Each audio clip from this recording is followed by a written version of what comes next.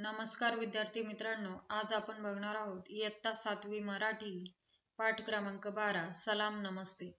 प्रश्न क्रमांक 1. खालील वाक्यांमधून पाठातील त्या व्यक्तीचा दिसणारा गुण लिहा. अ. लेखिका झोपडपट्टीतील शाळकरी मुलांमध्ये वह्या वाटत. उत्तर आहे परोपकार.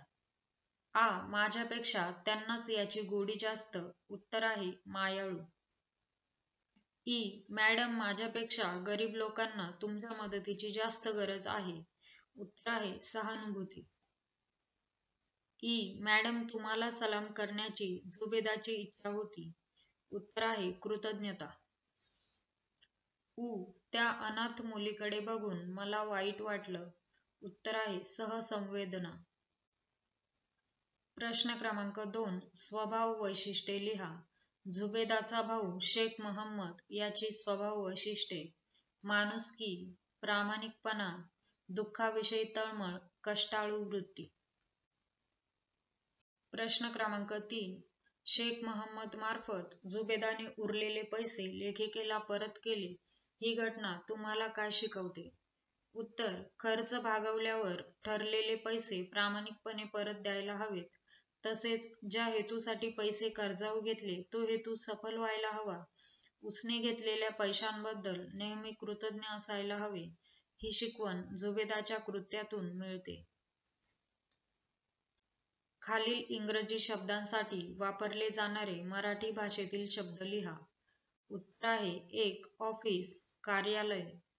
2. चेक, धनादेश. 3. हॉस्पिटल, दवाखाना. 4. ॲडव्हान्स, आगाऊ रक्कम. 5. ऑपरेशन, शस्त्रक्रिया. 6. कॅन्सर, कर्करोग.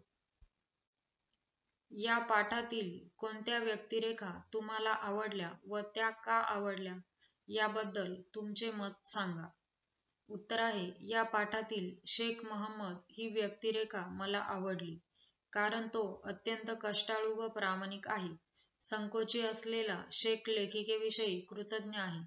तसेच मला लेखिकेची व्यक्तिरेखा आवडली कारण त्या सेवाभावी संस्थेत काम करतात व त्यांचे हृदय सहानुभूतीने भरलेले आहे. लोकांच्या अडीअडचणीत त्या मदत करतात. या पाठातून मिळणारा संदेश तुमच्या शब्दात सांगा. उत्तर आहे नेहमी सचोटीने वागावे, लोकांचे दुःख आपल्या परीने निवारण्याचा आटोकाट प्रयत्न करावा, गरजूंना यथाशक्ती मदत करावी, सहानुभूती व सहसंवेदना मनात जागृत असावी, जमेल तशी समाजसेवा करावी हा संदेश या पाठातून मिळतो. गरजू रुग्णांना मदत करणाऱ्या अनेक सेवाभावी संस्था आहेत. त्याविषयी आंतरजालावरून माहिती मिळवा. उत्तर आहे मुंबई येथील सिद्धिविनायक ट्रस्ट, शिर्डी येथील साईबाबा संस्थान ट्रस्ट, महालक्ष्मी मंदिर ट्रस्ट, श्री व्यंकटेश्वर निधी ट्रस्ट, तसेच राज्यातील आणि देशातील इतर धार्मिक ट्रस्ट हॉस्पिटलायझेशनसाठी कार्य करतात.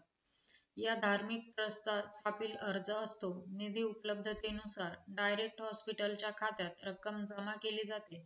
धार्मिक ट्रस्ट बरोबरच दानशूर उद्योगपती आणि सामाजिक संस्थांनीही संपूर्ण देशात विविध ट्रस्ट आणि संस्था स्थापन केलेल्या आहेत. या संस्थाही हॉस्पिटलायझेशनसाठी मदत देऊ करतात. त्यांची नावे पुढील प्रमाणे: 1. Sir Ratan Tata trust, Mumbai. 2. Sir Dorabji Tata trust, Mumbai. 3. Garware foundation. 4. Mahavir foundation. 5. Goodluck Nerolac trust. 6. Dahanukar trust.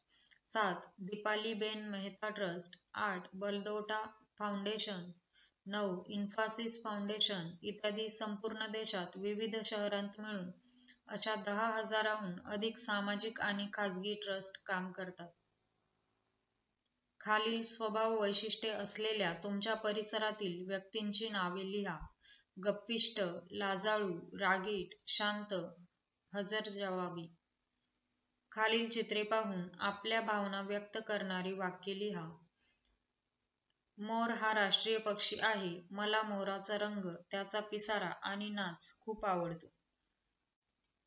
Football हा खेळ खेळायला मला आवडतो. मोकळ्या मैदानात हा खेळ खेळताना खूप छान व्यायाम होतो. खालील उतारा काळजीपूर्वक वाचून आशयानुसार परिच्छेद तयार करा. उत्तरास योग्य शीर्षक द्या. उत्तर आहे, वर्गातील मुलांना बाई सांगत होत्या, आपलं बोलणं, वागणं, आवडीनिवडी, स्वभाव, विचार, सवयी एवढंच नव्हे तर आपली प्रकृती, आरोग्य, बुद्धिमत्ता या सर्व गोष्टींचा परिणाम आपल्या व्यक्तिमत्त्वावर होत असतो.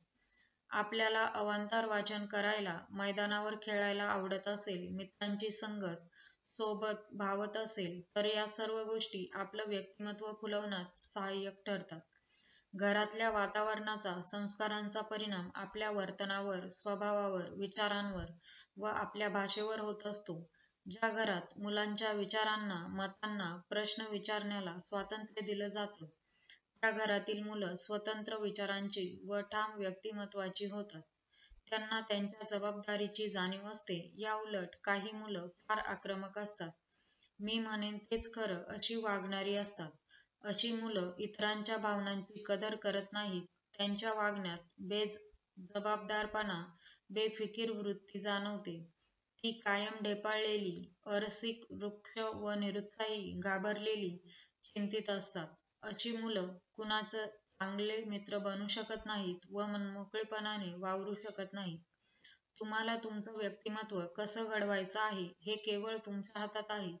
स्वतःला फुलवायचं, अष्टपैलू बनवायचं की अरसिक बेजबाबदार बनवायचं? स्वतःचे विचार व्यक्त करायला शिकायचं की दुसऱ्याच्या ओंजळीने पाणी प्यायचं? दिलखुलास जगायचं की रडखडत, घाबरत घाबरत जगायचं? खालील वाक्यात योग्य केवल प्रयोगी अव्यय लिहा. अहाहा, काय सुंदर आहे ताजमहाल. आई ग, किती जोरात ठेच लागली. अबब, किती उंच आहे ही इमारत. विद्यार्थी मित्रांनो, इझी सोल्युशन क्लासेस चॅनलवर सर्व विषयांचे स्वाध्याय अपलोड करत आहोत. चॅनलला सबस्क्राईब करा आणि सोप्या भाषेतील स्वाध्याय अभ्यासा. Thanks for watching.